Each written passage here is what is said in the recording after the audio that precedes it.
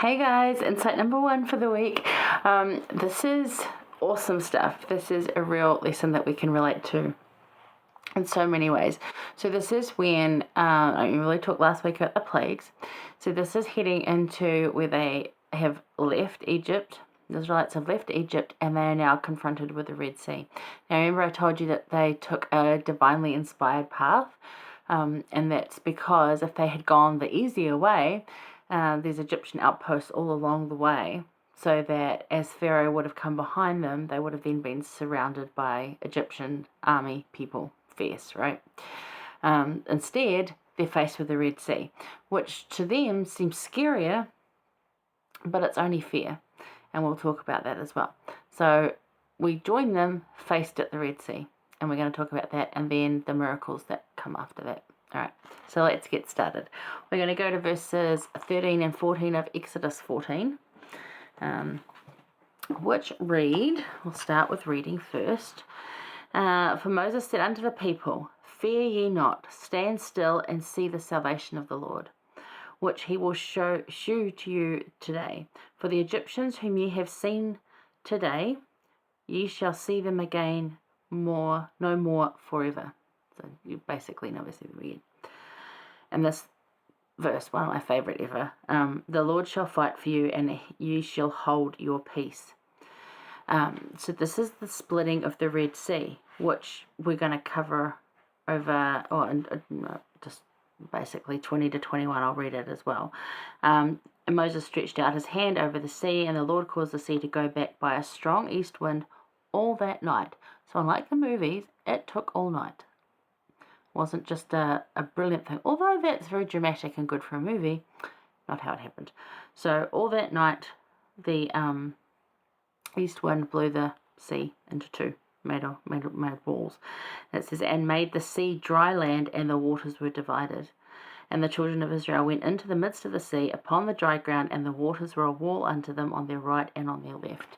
And then, of course, as you know, the Egyptians pursued them, and as they did that, the waters closed in on them, and they really did see them no more, other than the floating bodies on the other side, on the seashore, which was in the distance.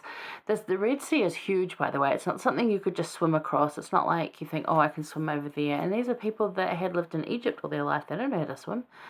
So this really was scary for them. But this is when they look for deliverance. They really look for the deliverance. And my question being is that we know this miracle, awesome that it's like dry land too, and I'll get to that. But the question I have for you guys is, what can you learn from this that will help you seek the Lord's deliverance? Because they were terrified. And this is when Moses said to them, it's okay, hold, the Lord will fight for you. So all night while this is happening, the shadow of the Lord is between the Egyptians and the Israelites, keeping them safe. He's keeping them safe. He's like, you hold your peace, you don't have to fight, I will protect you. Now there's other times in scriptures we read where the Lord goes with them into battle, and there's an instance in this as well. This few chapters that you'll see that as well. But in this instance, the Lord says, hold your peace, I'll fight for you, don't worry about it.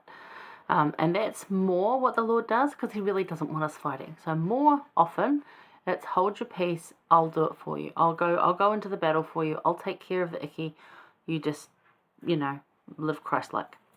That's more what we have these days. We don't really go into a battle. We don't have that you need to go beat that guy up. It's more, I'll take care of him, you hold your peace. So that applies to us more today. Although there are times, again, when battle will happen, like in the Ukraine, and the saints in the Ukraine are definitely going to stand up for themselves, and good on them. But, horrible situation, of course, and we keep praying for them. But, what can you learn from this that will help you seek the Lord's deliverance? So will you let the Lord fight for you as you hold your peace? Will you let him fight for you? Will you stand still and see the salvation and deliverance of Christ? This is a double miracle. So not only does the Lord part this vast sea, but in verses 21 to 22, which I read to you, he also dries the ground. So it makes it more like a road.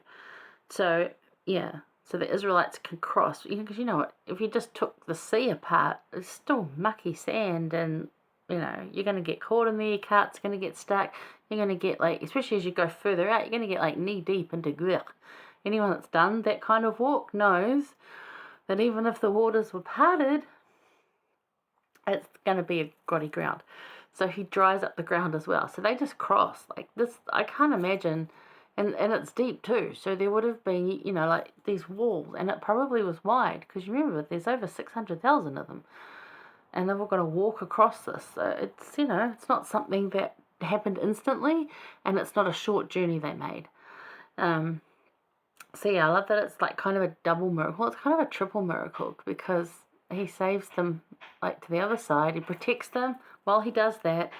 Then he parts the Red Sea, dries the ground, and they can cross, and then closes it on the Egyptians as they chase them. He holds them back until that perfect time when everyone's safe, and then boom.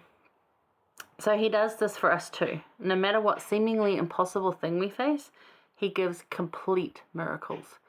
It's not just a half miracle or a little miracle, although the little miracles are awesome, but they are complete. Complete miracles that will cover all the thing we need. We still got to do that. We've got to seek help from the Lord daily and let him fight for you. And we've got to do our part in it too. So, yeah. President Gordon B. Hinckley, he said, never assume that you can make it alone. You need the help of the Lord. And if this story doesn't illustrate that, then I don't know what does. You need the help of the Lord. And we're going to talk about the moaning and the whinging and how to not do that and get help from the Lord. So I'll see you soon for insight number 2. See you soon.